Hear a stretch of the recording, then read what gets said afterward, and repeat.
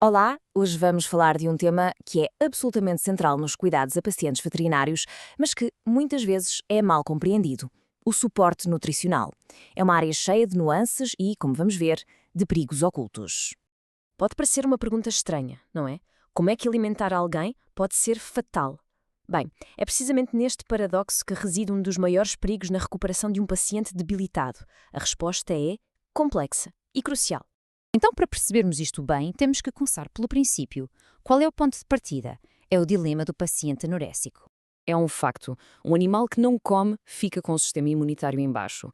E isso é uma bola de neve, certo? A recuperação fica mais lenta, mais difícil e o risco das coisas não correrem bem aumenta drasticamente. A malnutrição é, sem dúvida, um mau sinal. Ok, então o que é que se faz?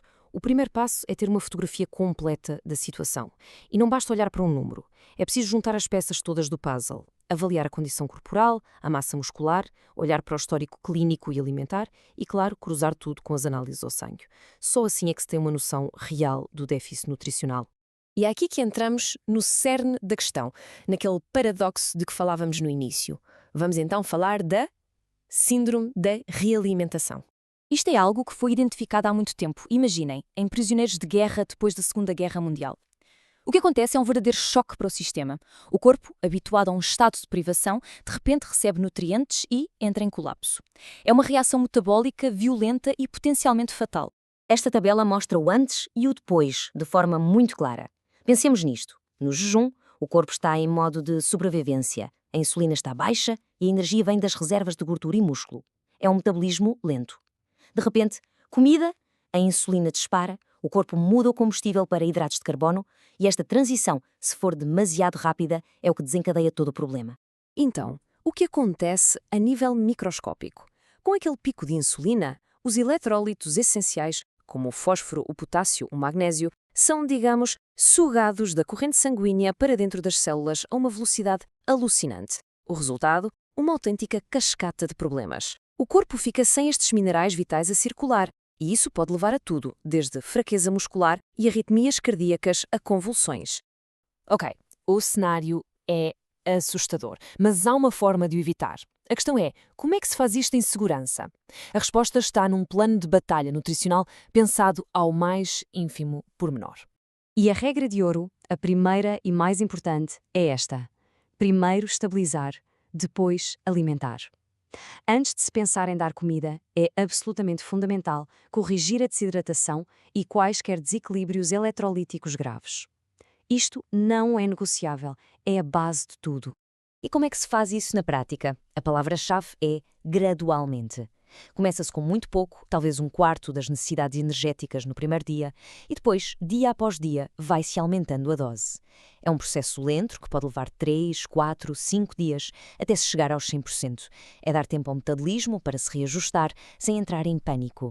E isto não é feito ao olho, claro. Como se pode ver por este exemplo de notas clínicas, tudo é meticulosamente calculado. O ponto de partida é geralmente a chamada necessidade energética de repouso, e a partir daí constrói-se todo o plano dia a dia, refeição a refeição. Muito bem, já temos o plano. Agora, que ferramentas é que usamos para o colocar em prática? Aqui há um lema muito importante na nutrição clínica: se o intestino funciona, há que usá-lo. Sempre. A nutrição enteral, ou seja, através de uma sonda que vai para o sistema digestivo, é a via preferida. É a forma mais natural, mais fisiológica de nutrir o corpo e, na maioria das vezes, a mais segura. Ora bem, e que tipo de sondas existem? Esta tabela dá-nos uma boa ideia. Temos desde as mais simples, as sondas nasoesofágicas, que se colocam pelo nariz, não precisam de cirurgia e são ótimas para poucos dias, até opções mais permanentes, como as de esofagostomia ou gastrostomia, que já implicam um pequeno procedimento cirúrgico, mas permitem um suporte a longo prazo e com mais conforto.